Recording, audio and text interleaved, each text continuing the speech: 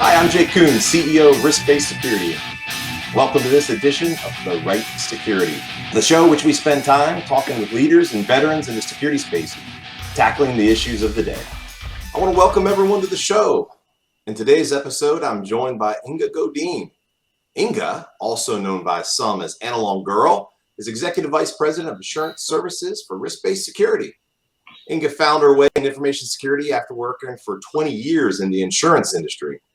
During her time managing a multi-million-dollar portfolio of technology and cyber insurance coverages, she witnessed firsthand the impact of ineffective security programs and even the financial fallout from data breach events.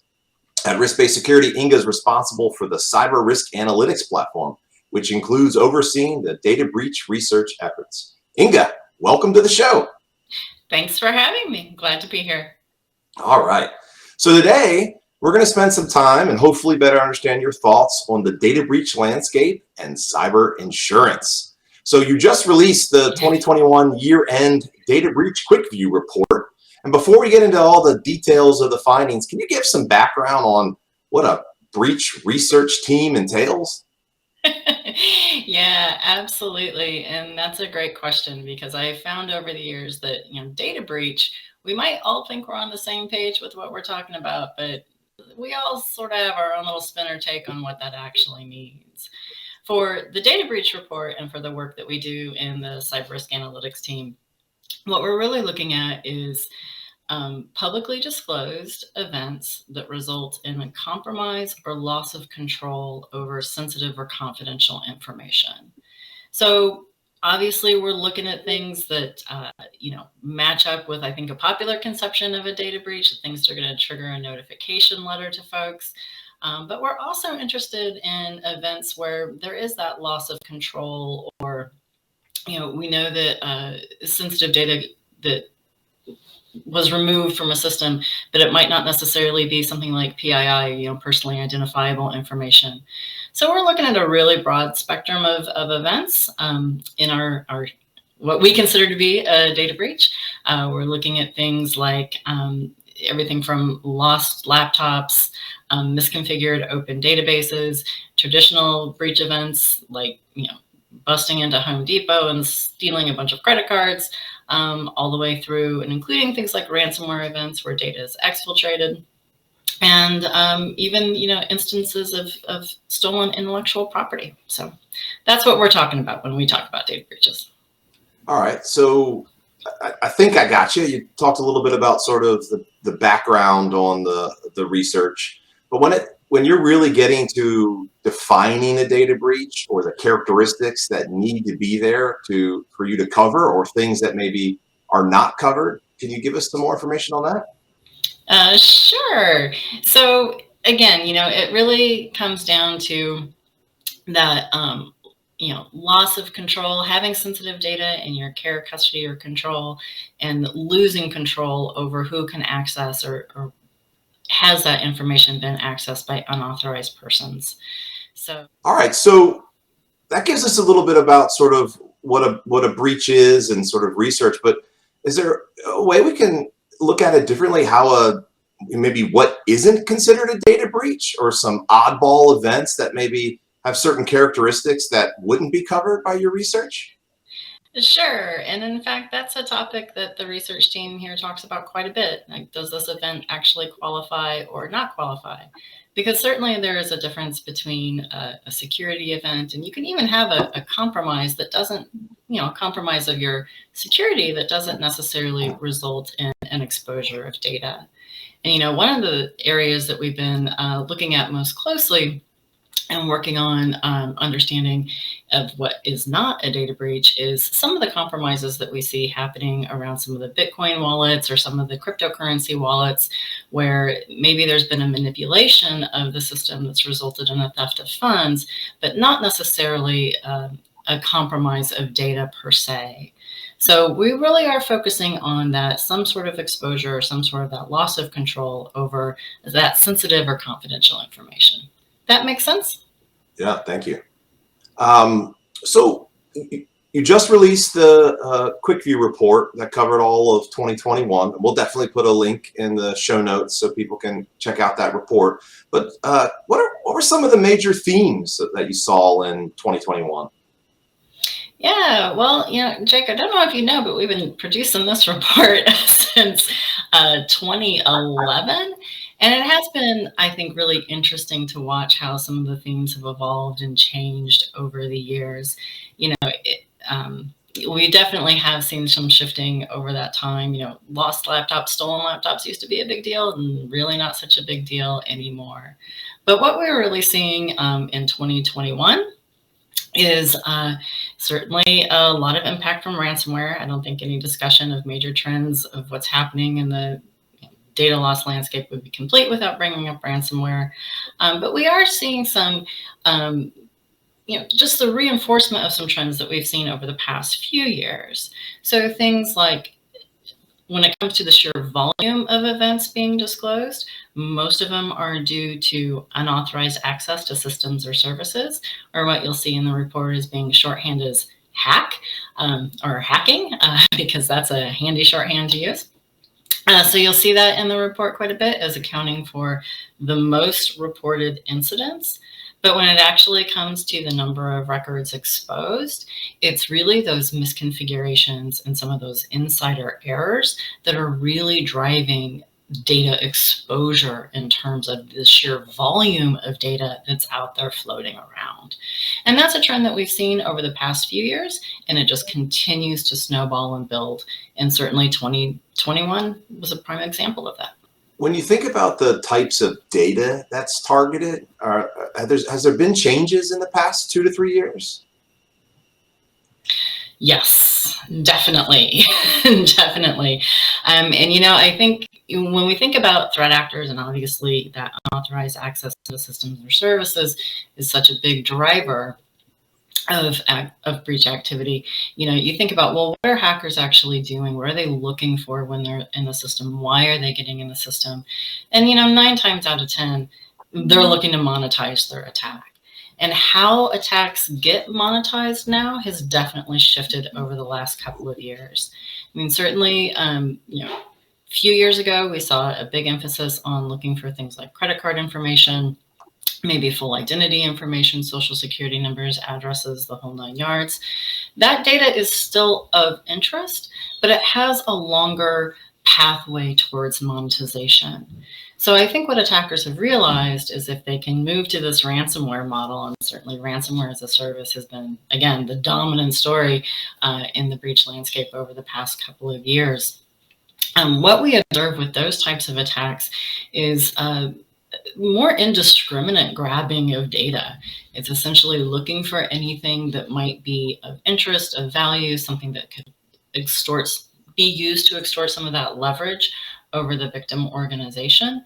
So when we look at what type of data is being exposed over the last year or so, and even over the last 18 months, we're seeing a lot more diversity in the type of data that's walking out the door. Certainly, like I said, we see financial information in there, but we also see things like, business records, like, who's your customer list, your contact list, business plans, internal financials, odds and ends on key employees. So things like passport images, driver's license images, things that kind of shift their way out of HR systems and might be sitting in somebody else's email or sitting in a file somewhere for some project. Just a real diversity of data that's going out the door these days. So that's definitely something different that we've seen recently. What does the research that you and your team doing tell us about how insider threats are looking right now? Well, this is one of my soapbox issues, right? Because we see so much news and we see so much information coming out about the insider threat and what you need to do to address the insider threat and how terrible and awful it is. And I don't want to downplay that, because it's certainly, when you have a malicious insider, especially somebody with maybe some elevated privileges or access, if they're keen on doing damage, they can inflict serious pain on an organization. But when we look at the overall universe of events, and we look at those events that are attributable to insiders, I believe it's as much as like 2/3 of those insider related actions are really just folks trying to do their job and making a mistake. So that insider threat, it is important, right? It's important to pay attention to, but it's also important, I think, to keep it into perspective. And that, really the focus on stopping some of that insider threat really needs to be around helping people prevent the mistake from happening in the first place. If you can head that off, then you're talking about cutting off about 2/3 of the insider related breaches that are happening. And then you can really focus on some of those bigger issues like that malicious insider. Yeah, I've always felt that when you talk about insiders, the frequency and sort of how it occurs versus how bad it could be gets lost from a lot of the media coverage about insider. But when you really think about the insiders that know where the crown jewels are, they can really hurt you. So that's really eye-opening. All right, I got something new for you now. I'm very curious if you can share a little bit your thoughts or maybe the breakdown between breaches that you and the team see occurring in the US versus rest of the world, and why do you think that there are more data breaches being disclosed in the US, what it appears to be, compared to the other countries? Yeah, so that's something that we've seen and coming up year over year, and we often get questions around how we do our research, and is our research process actually skewing what we see as being more breaches taking place in the US. And I think that there's more in play than what might meet the eye. So certainly one, the United States has some pretty strong reporting requirements, breach disclosure requirements. Pretty much all 50 states require a notification be sent to an attorney general office, be sent to impacted individuals if the incident meets certain criteria. So coming clean about the event certainly drives some of that reporting and some of that disclosure in the United States. But even if you take a step back from that and think about it in terms of who's got deep pockets, who's going to be most willing to pay, who has the resources to pay, who's got insurance standing behind them that might be able to pay. When we start to look at it through that spectrum, companies in North America, United States, they are juicy targets to go after. So I think that there is more breach activity happening in the United States simply because I think US companies are being targeted a bit more. It's just a better target to go after. Can you share some of your thoughts on timelines of a data breach? In particular, I'm interested in, from when an event, let's say a breach occurs until it is discovered and then hopefully reported. Yeah, so that's something that we've been looking at over the years a bit. And what we are seeing right now is just a stretching out elongation of that discovery to disclosure to reporting timelines. And, we've been looking at for specific reasons why that is. And I've got some theories. We're still mining our data to back those up. But what we have seen is, or what I should actually roll that back a little bit, what we expected to see, with laws like GDPR coming onto the books a few years ago, we expected to see that window between when an incident is discovered and when it is first publicly disclosed. We expected to see that window closing. And actually leading up to GDPR, we did see that window closing. But what we've seen over the last couple of years, and what really stood out in 2021, is the window's actually stretching out. It's getting longer. And like I said, I got lots of theories as to why that is. But it is, it is disappointing, I have to say, to see progress being made in a particular area. Or what I would say is progress, coming clean, getting the information out there, dealing with the situation and moving on. The quicker you can work through these things, I think the better it is for the organization that's been impacted by it. It is a little bit disappointing to see that timeline start to stretch out and start to see more days now between when an event is actually discovered by the organization. So when did they learn about it, like within their four walls? And then when did the news of that really should have been disclosed, when did it actually leave their four walls? And we've seen that continuous march to more and more days between those 2 points. So I want to ask some follow-up questions here. So let's dive into the GDPR reporting requirements. So you can correct me, but I think it's, as soon as possible, you should tell the ICO, or within 72 hours. And then GDPR has all these sort of threats of heavy fines and penalties. So what if it doesn't seem to be working, right? So what are your thoughts? Are there no fines and penalties? Is it like the pandemic happened and like security just didn't matter anymore? What are you thinking? I wouldn't say it's not working.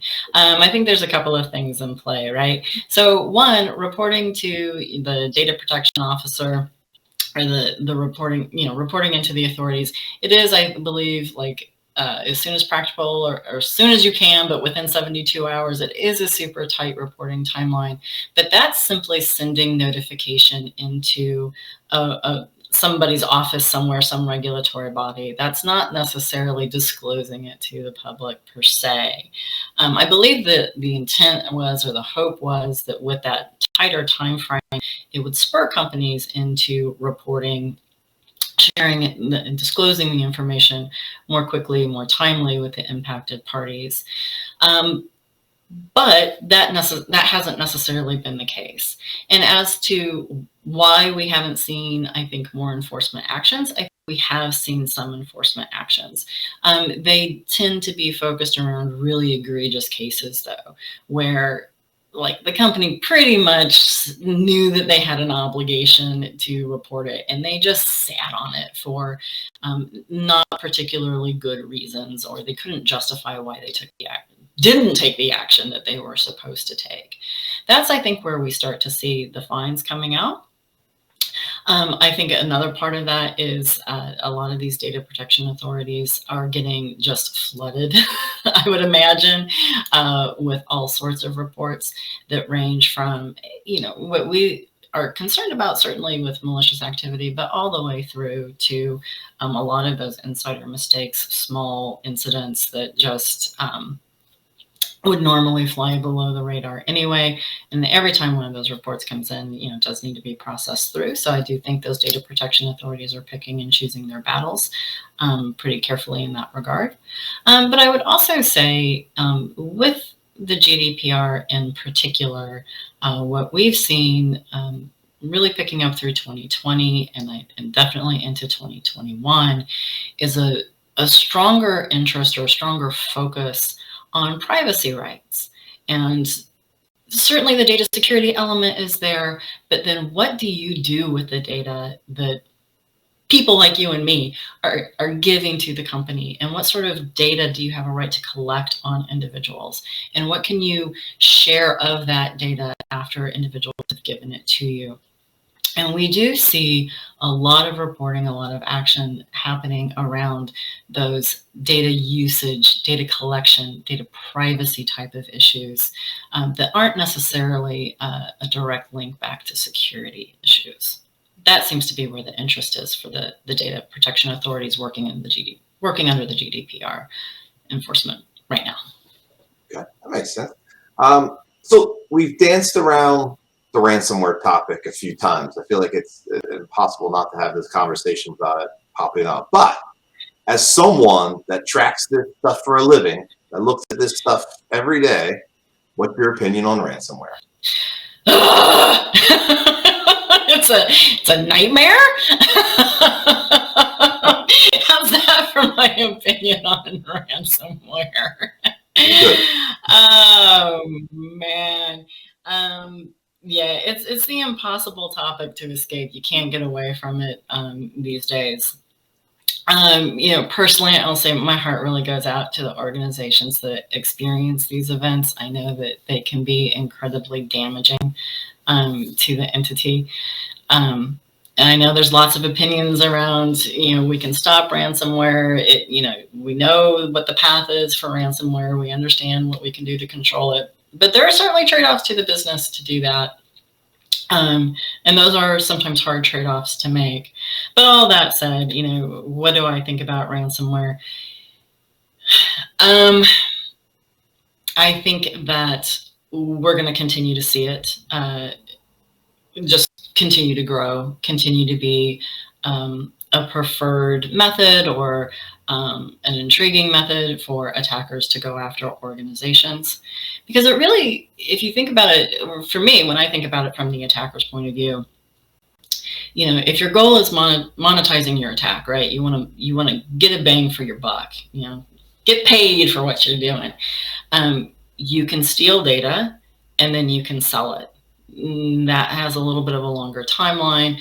Some data points, credit card numbers, financial information has a shorter shelf life.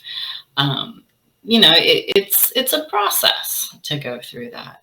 But ransomware events, and especially ransomware events where you've got that exfiltration of data component to it, it shifts the dynamic in so many ways that make it so much more beneficial for the attackers, right?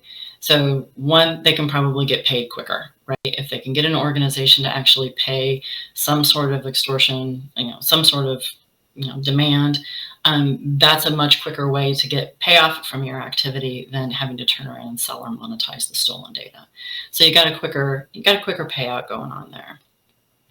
I think one of the other things that attackers have realized with ransomware is if you can shut down operations or impact a company's or an organization's ability to make money, suddenly you've translated that attack from kind of a nebulous, we don't know what this is going to cost us, to something that business leaders, and especially folks on the financial side, can quickly quantify exactly how painful downtime is going to be to them, right? So you hit a manufacturing line, you hit the ability to deliver goods or your service, perhaps, to your customer. The financial folks in that organization are going to be able to say, with each passing hour, this attack is costing us X.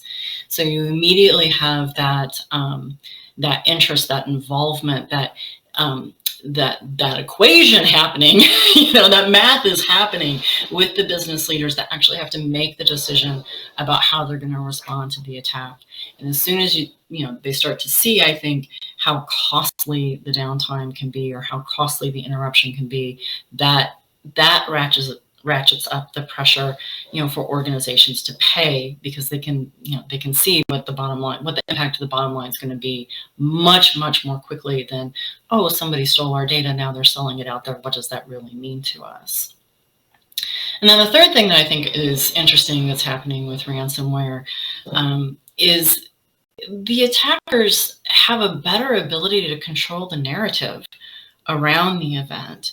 And I read that somewhere and I forget where I read it. So apologies to the person that said it first, and I'm not giving you attribution here, but it's a really interesting point, I think, to be made, because now, instead of like burying who did this or, maybe, information about the attack coming out months afterwards, now there is more of a direct line between these ransomware operators and the public. They're able to their attacks get more attention.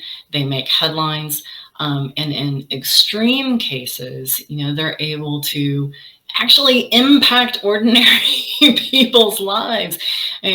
Colonial Pipeline and bless their hearts, so much has been written about that particular attack and so many opinions about it. But no matter how you spin it, it was a huge PR boon or perhaps nightmare, I'm not sure how you want to spell it, for the ransomware operators themselves. Because in that one attack, they suddenly disrupted gas distribution across a wide swath of the US. They caused a run on gas stations. They even crashed, there's that gas finder app, I think it's Gas Buddy.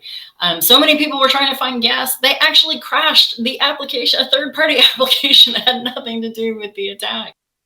That kind of publicity, that kind of ability to engender fear in the general public, I think has been a a great tactic, or has played well into the ransomware operators methodology, because now suddenly organizations, they don't want that to happen. They don't want to have that type of reputational hit that that these guys can create. And with that direct ability to like get their message out, I think attackers have a better chance. The ransomware operators have a better chance of getting in on that narrative and starting to control that narrative to the public. Like, look how big and bad and scary we are. Look what we did to you. You better pay. So that's my long rant on ransomware.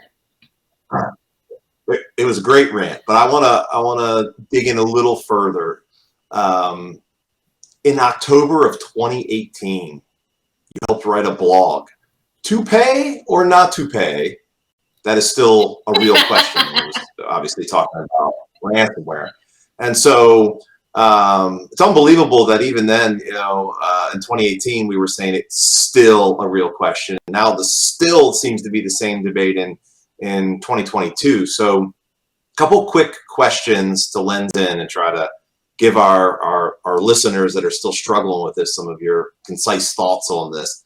Have things changed since that 2018 blog? Does the FBI still say not to pay? And if someone does have this, where do you stand? What do you advise? What do you tell them to do?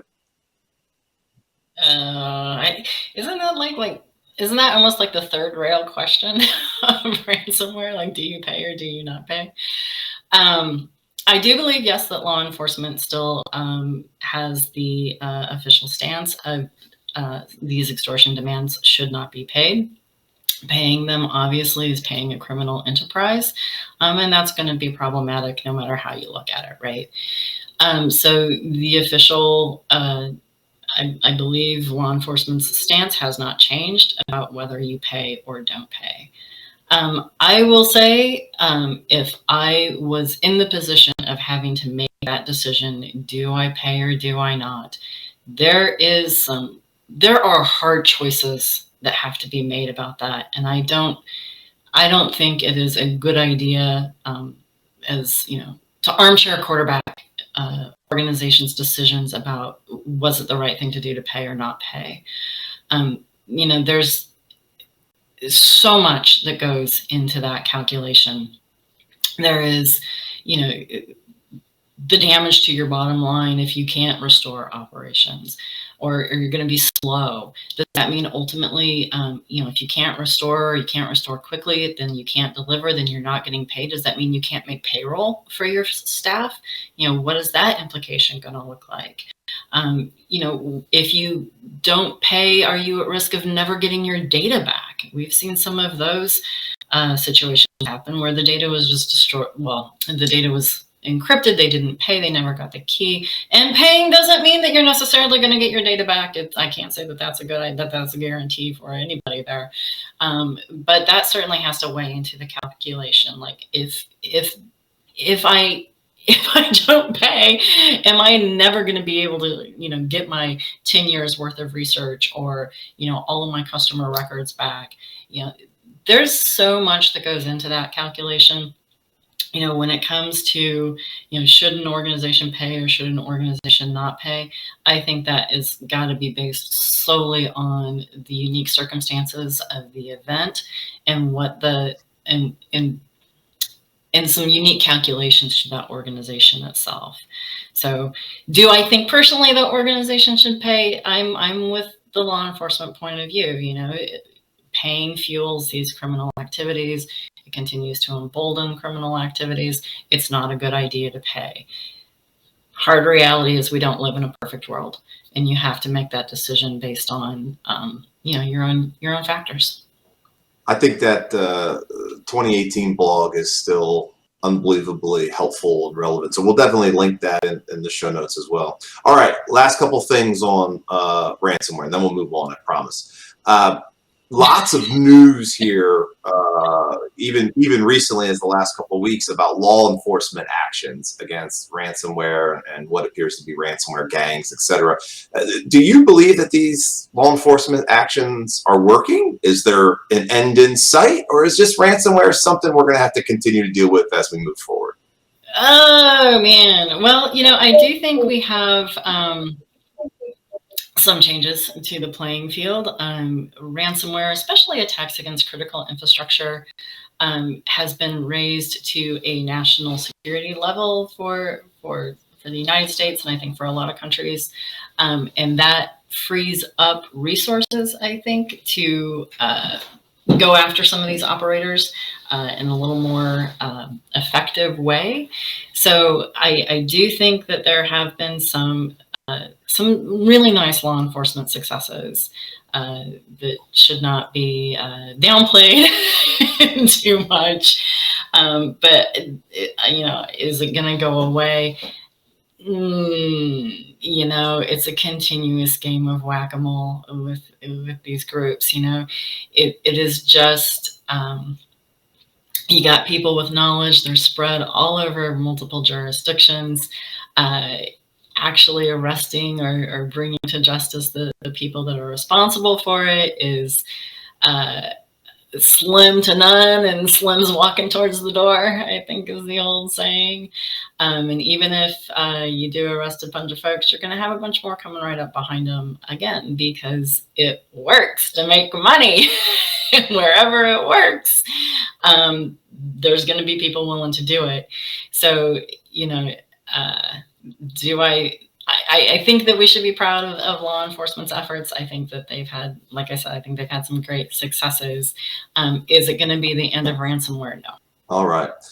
For a lot of our viewers, we do talk and bring up things like the information security triad, right? CIA, trying as a cybersecurity professional to protect confidentiality, integrity, and availability. And still to this day, availability always does raise some eyebrows of what do you mean and why is that in the security realm? Can you give us some insight what you're seeing with outages, business interruption? Are you and your research team tracking these events? Yeah, we are actually. We have done a good amount of work expanding our schema, looking at downtime and outage type of events, what assets were impacted, and how long was the duration of the downtime, and that sort of thing. And it is, I hate to say it kind of plays into the ransomware topic, but it is an interesting bridge to it.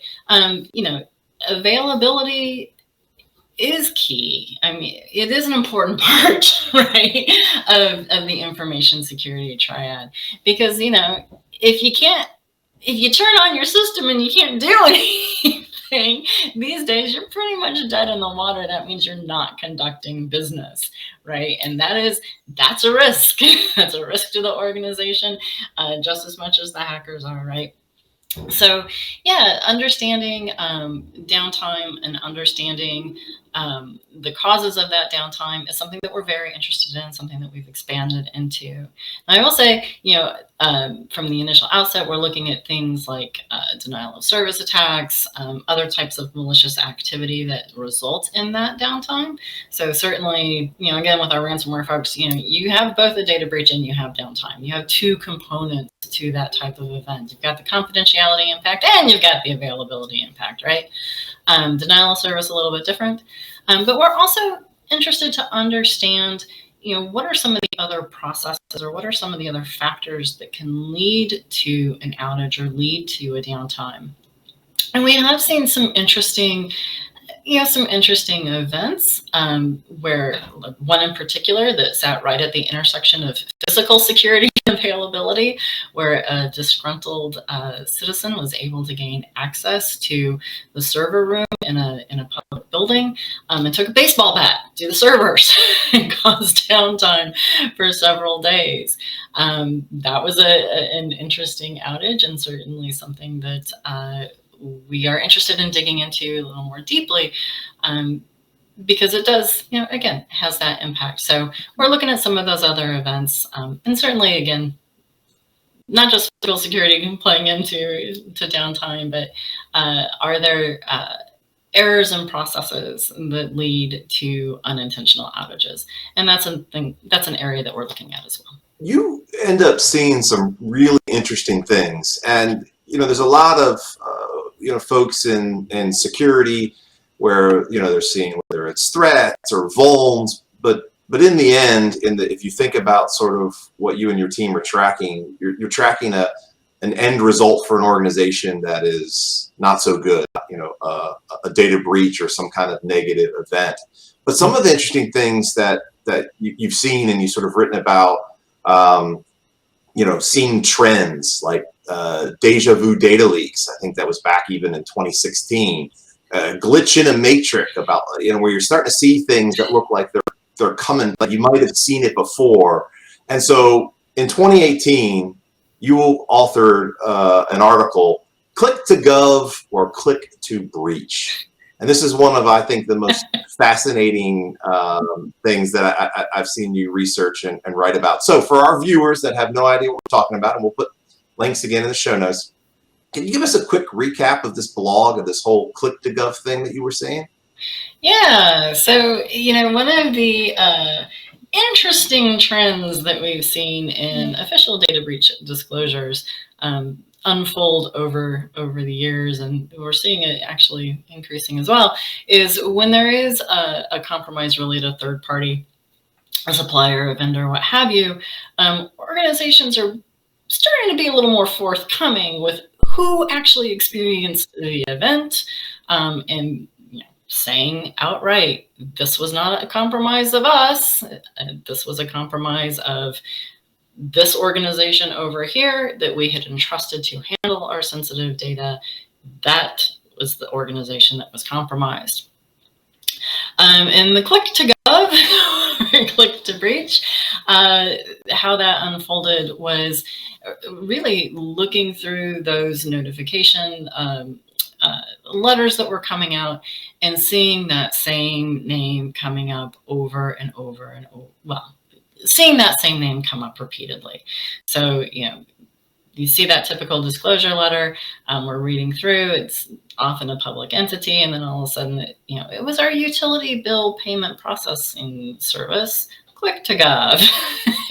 And, you start to see that 2, 3, 4 times, and you do get that glitch in the matrix feeling, and then you start to dig into it a little bit deeper, and you realize, oh no, this is happening repeatedly. And that was a situation where, thanks to the information that was being shared by the organizations that were doing the notification, we were able to pull out that there was an ongoing campaign targeting that particular software, targeting that particular vendor. And it was very methodical, right? It was very, very well paced out. Definitely was, I think, an effort there on the part of the attackers, not to go hog wild all at once, so that everybody knew what they were doing and, could take action to stop it, but selectively picking their targets, figuring out who they wanted to target in what sequence, and going after those organizations using that particular piece of software, and using how they had learned how to exploit that particular setup in order to steal data. So that was the whole Click to Gov situation. And it is, I think, one of the more interesting, one of the more fun examples of how we see patterns unfolding, how we can see attacks unfolding in the data that we capture, unfolding over time, that is. In 2014 at RVASec, you did a presentation called Cyber Insurance, Worth the Effort or Total Ripoff? Now, I would argue in 2014, a whole lot of people said it was a total ripoff. How do you think companies view cyber insurance now that we're like 7 years since you did that presentation? How much can I buy? That's the review right now. And can I afford it? Because prices are going through the roof. Absolutely. Well, one, you're digging deep into some of the past.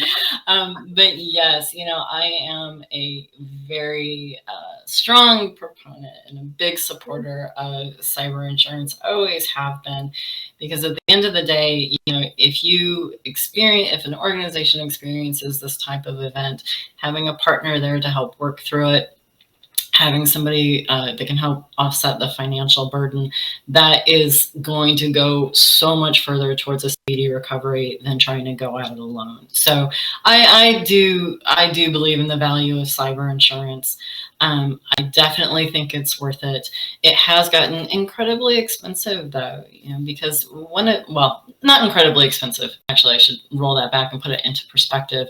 It was very easy to buy a lot of limits for not a lot of money, and that dynamic has shifted over the last year, especially where the amount of limits being made available under cyber policies and how much it costs to purchase have gone up, simply because these insurance companies are so much so dealing with the financial fallout, paying for the financial fallout of these particular events. But what I do want listeners to keep in mind is we're talking about a dedicated cyber insurance policy. There's been news lately about organizations having these fights with their insurers, saying, "Oh, you were supposed to pay my claim for this ransomware attack or this particular piece of malware that caused all this damage to my data. I can't believe you're not paying this." And they go to court, and there's many millions of dollars at risk. And I think one of the things that is really important to keep in mind about those disputes is they're arguing about whether or not there's cyber insurance or cyber coverage for cyber events under policies that were never intended to cover that type of event. Typically, they're arguing about, is there coverage under a property policy, a policy that you would buy, to cover you if a tree fell on your building or your basement was flooded. Does that cover cyber insurance? It's understandable why insurers would say, no, that is not the intent of this particular policy. But because, those many years ago, there maybe wasn't quite the level of uptake that we have seen over the past few years for cyber insurance, companies that experience these really, devastating or really catastrophic financial losses because of these attacks are looking to recover anywhere they possibly could. So I think that nuance to the argument has been a little bit lost in the equation. Cyber insurance that is specifically designed to cover cyber events is a good buy. Looking for cyber coverage under a policy that was never intended to cover it, not a good idea. So that's my quick 2 cents on cyber insurance, or my rant on cyber insurance. So it's been a while since you were actually an underwriter, actually, reviewing cyber submissions and whatnot. But how do you believe underwriting has changed over the years? Oh, wow. Well, from what I hear from my friends, insurers are still looking for those magical data points that can distinguish a good risk from a bad risk. There's still a lot of casting around. And what I mean by that, going back to the property coverage issue there, when underwriters price property coverage, there's a long history of doing that. And there's well-established data points that you can look at to understand what that risk is to the company. Things like, is your building in a hurricane zone? Are you linked up directly to the fire department? There's specific data points in those types of insurance that can help understand and define what the ultimate risk is to the carrier. On the cyber insurance side, I think what underwriters and underwriting managers are still looking for, are still trying to understand, is what are those key data points that I need to be looking for?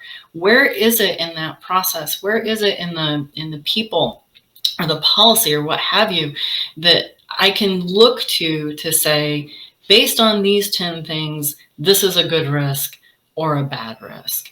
And there's still a lot of struggle to find those distinguishing characteristics, to understand what those distinguishing characteristics are. And, in some ways, I really feel for the insurance carriers in this particular regard. It's not an easy thing to underwrite, especially so because I think a lot of the organizations they're being asked to insure, or a good number of the organizations they're being asked to insure, they don't have that information. if they knew what those key critical points were to protect, or those processes that they needed to have in place, if they knew what those magic bullets were, they would be doing them already. We wouldn't see so many breaches happening. We wouldn't see so much ransomware happening. But nobody really has that magic formula down pat, I don't think. There's definitely improvements in there. There are definitely things, there are definitely some hallmarks in there that can distinguish a good risk from a bad risk, but it's still a struggle. So I think, the folks sitting in the front line, the underwriters that are looking at these risks coming across their desk, they're still looking for all the best information that they possibly can to try to get that handle on, is this a good risk or is this a questionable risk?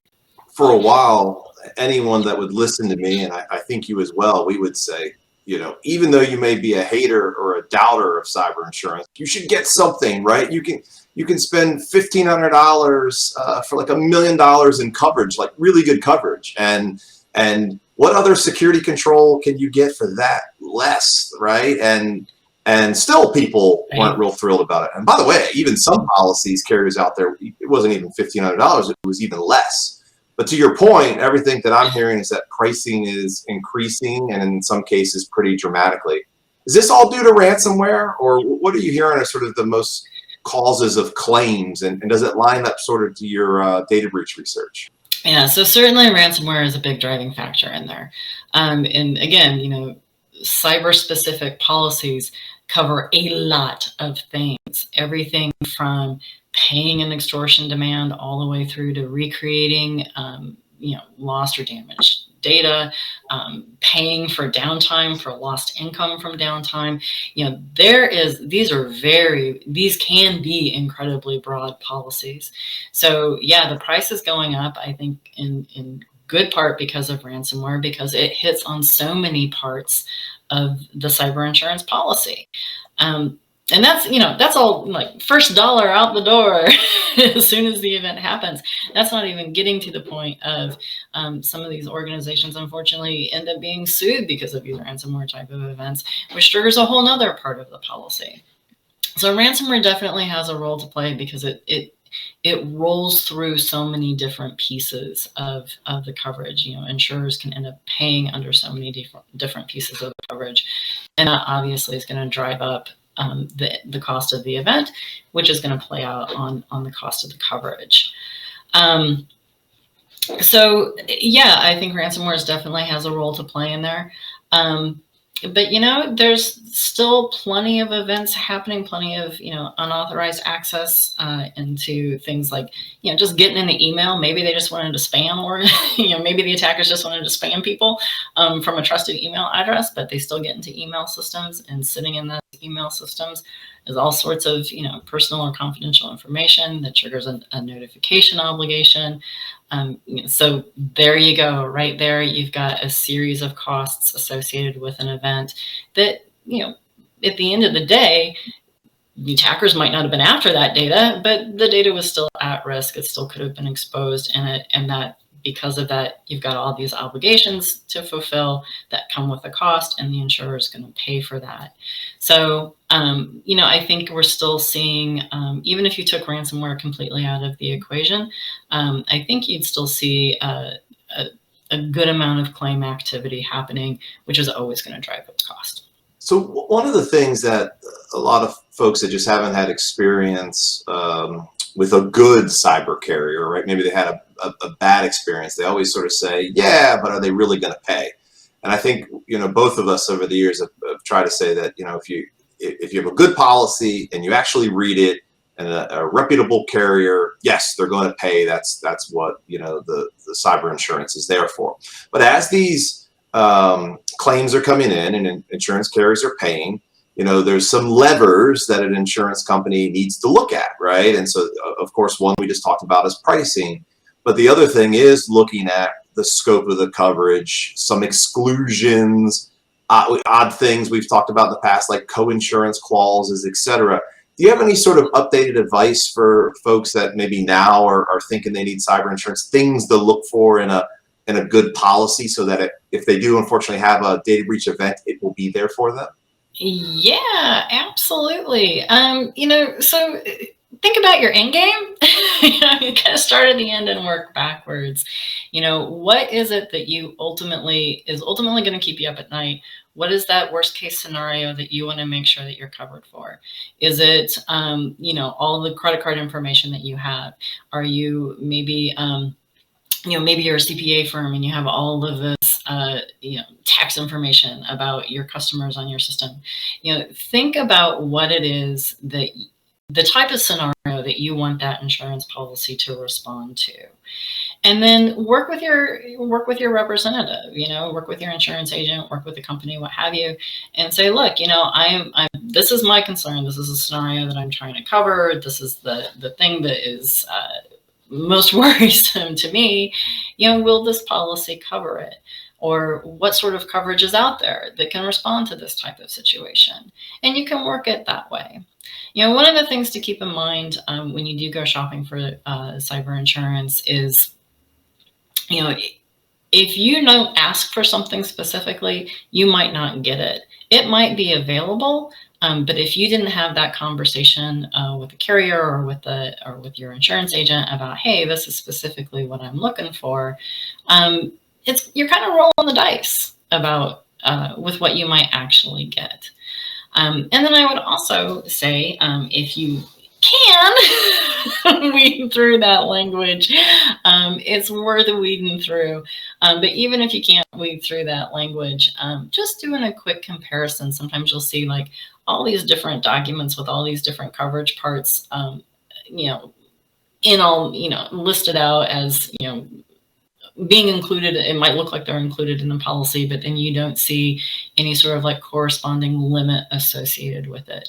So it's, even as a good double check, it's a good thing to go through that form, look at what the coverage pieces are, see if there's a corresponding limit that's being quoted to you, see if that's included in the quotation. And if it's not, and it's something that you want, ask for it. What's the worst that's going to happen? They might say no. Since you see firsthand just so many organizations that end up having a data breach, it applies in so many different ways. Cyber insurance we're just talking about. It could be your own company trying to figure out, what the likelihood of a breach could happen to your company. So then where should you spend your money and where to focus on security controls. But it's also even dealing with and managing all of the vendors in your digital supply chain. So from your perspective, what do you say to people that are overwhelmed? Maybe they don't even just know where to start with a vendor risk program. And in particular, how to choose the right vendors that care about security. Well, yeah, I'm going to go back to the same concept I was just talking about. So, vendors are critical, obviously. They always have been important, but they're even more important today because so much of the way business just functions, we're all using vendors, right? Everything from, critical day in, day out operations to, even things that might be minor, you might not even think of, so yeah, it is overwhelming. So where do you start? Well, number one, you need to know who your vendors are. I know that's easier said than done. I recognize that. I don't want to be Pollyannish about it, but you've got to know who you're working with, and you have to be able to start to break them out into some groups, understand for your own organization who's critical, who's important but not devastating, and who do we just not care, who I don't want to say not care about, but who's less important at the end of the day to the organization.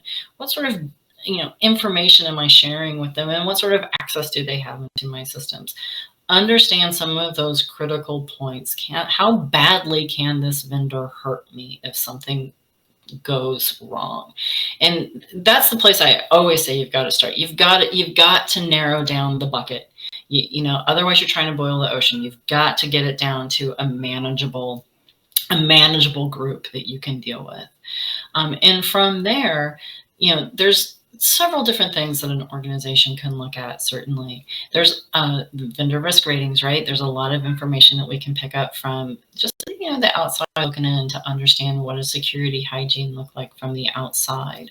Of course, there's questionnaires. There are self-reported, but it's it's a declaration of what, the organization says that they're doing. And that is, an important piece of the puzzle, certainly for those most critical or most key vendors that you're working with. And then certainly, consider your contract language, right? I mean, like even an insurance contract, you can go back and say, I don't really like this language. Is it possible to change it to something different? If you're working with a vendor and they come to you and they say, this is the contract, take it or leave it, I might be inclined to leave it and look for somebody I can work with, go through a negotiation process and say, hey, this is what's important to me. What alternatives do we have? How can we work around this? Is there, other language that we can arrive at? Because, sometimes the reality is at the end of the day, if there isn't a problem with that vendor, a lot of what your recourse is going to come down to what that contract with that vendor says. So don't it doesn't sound, it's not the sexy part of security, that's for sure, contract language, but it is, I think very important. And even just from what I've seen, even going through that process, asking those questions, you get to know your vendor pretty well, and you can see how they react to some of these asks. And even through that process alone, I think you're going to get a really good feel for, is this somebody I can work with? Or is this somebody I just don't want to have a relationship with? All right. There we have it. Inga Goddijn, thank you so much for joining us, sharing your insight. I really appreciate you taking the time to be with us today. Thanks for having me. It was a pleasure. All right. Well, thank you for tuning into this episode of The Right Security. As always, we'll have more details and links in the show notes. Don't forget to subscribe wherever you get your podcasts, leave a review, all that sort of stuff. And you can learn more about RBS on our website. Thank you for tuning in.